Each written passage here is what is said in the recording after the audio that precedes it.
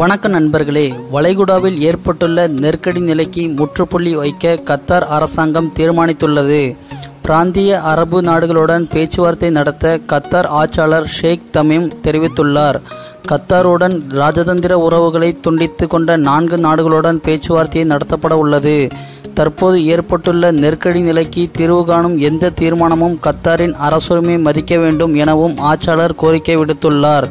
June மாதத்திலிருந்து Saudi Arabia, ஐக்கிய அரபு சிற்றரசுகள், பஹ்ரைன், எகிப்து ஆகிய நாடுகள் கத்தாருடனான உறவை துண்டித்து கொண்டன.